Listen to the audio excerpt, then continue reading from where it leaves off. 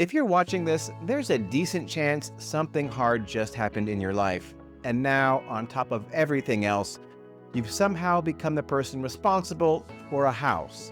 A house that, because it happens to sit in Silicon Valley, is probably worth a crazy amount of money, even if it isn't something that's ever likely to grace the cover of Better Homes and Gardens magazine. First, you have my condolences for your loss, and no words from me are ever going to fill that void. But on top of that, you may be feeling a good measure of anxiety about the house you've just inherited. But when it comes to the property, you can relax and breathe. I've got you. Here's something almost nobody tells grieving families. That frantic feeling you have right now, the one that says you need to make decisions immediately, sort everything by the weekend, and figure out what to do with the house by Tuesday, that urgency is almost entirely emotional, not practical. Real estate doesn't move that fast. Legal processes could take months. Your parents' belongings are not going anywhere, and the house is not going anywhere either. So before we talk about anything else, please give yourself permission to grieve before you problem solve.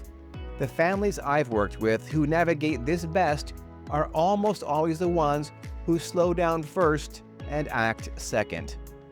Well, okay, that said, there are a few genuinely time-sensitive things in that first week, and they're all about keeping the house safe. So change the locks, because you have absolutely no idea how many copies of the keys there are floating around out there with caregivers or neighbors or that one guy who came and changed the toilet in 2019.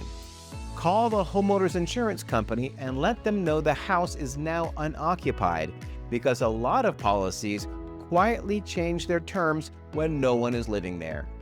Keep the utilities on, but, and this is really important, shut the water off at the house valve, because if the plumbing should spring a leak in a vacant home, the result could be catastrophic.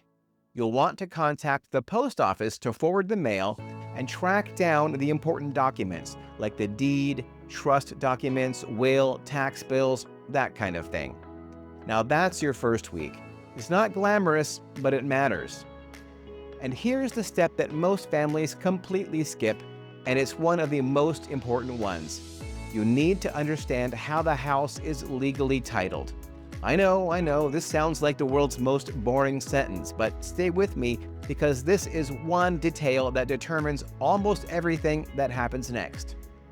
If the house is in a living trust, things can move relatively quickly. If it's in joint tenancy, it transfers pretty cleanly to the surviving owner. If there's a transfer on death deed, same story.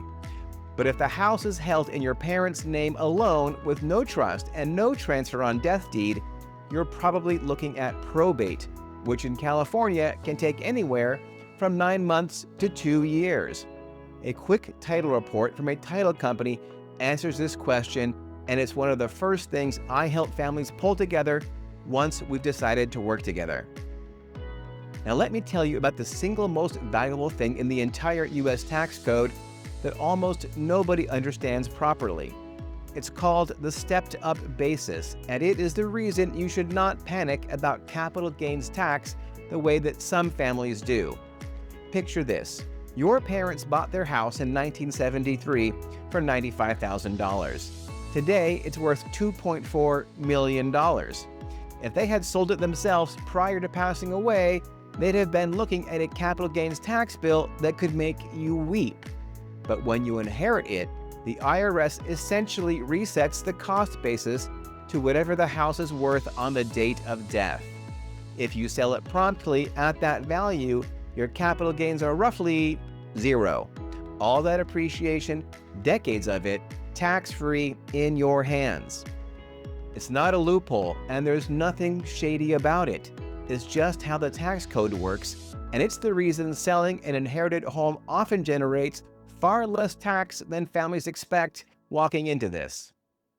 One question that comes up is, should you sell the home or rent it out? Well, thanks to Proposition 19, if you turn the home into a rental, you will no longer enjoy the low tax assessment your family member enjoyed thanks to Prop 13. The tax bill may go up from, say, $5,000 per year to $25,000 per year in that scenario, and that changes the calculus for many families. In most cases, a decision is made to sell the home, since by doing so, you'd probably be set to receive a mountain of tax-free cash. But once you've decided to sell that property, the question immediately arises: should you fix the place up before putting it on the market? Or should you just sell it more or less as is? Now, it could be that the roof is worn out, the avocado tile on the kitchen counter is chipped and scratched, and the orange shag carpet has definitely seen better days. My advice is to be very careful about pouring cash into pre-sale renovations. The Bay Area buyer market, especially in established, centrally located neighborhoods, is full of people who want to make their own choices when it comes to renovation.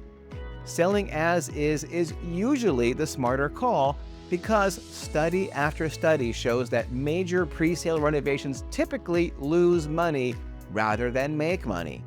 That, and they take a lot of time and could experience cost overruns. In short, they present a kind of risk that you don't need to take, especially considering that on average, they only end up costing you money at closing. So that's the quick version. Slow down, secure the house, understand the title, talk to an attorney, learn about the stepped-up basis, and give yourself a few weeks or months to make a thoughtful decision rather than a panicked one. Now, if any of this feels overwhelming, that's because it is, and you don't need to figure it out alone. I've walked a lot of families through exactly this, and I'd be genuinely glad to have a conversation with you. No pressure, no pitch, no obligation. Just a real discussion about where you are and what your options actually look like. My name's Frey. I'm with Compass in Silicon Valley. I've been a realtor for over 23 years, and I have a lot of experience working with families in exactly this situation. So if you need someone to talk to, please feel free to reach out. You can call me or text me anytime at 408-596-1623. Hey, thank you so very much for watching, and I look forward to speaking with you soon.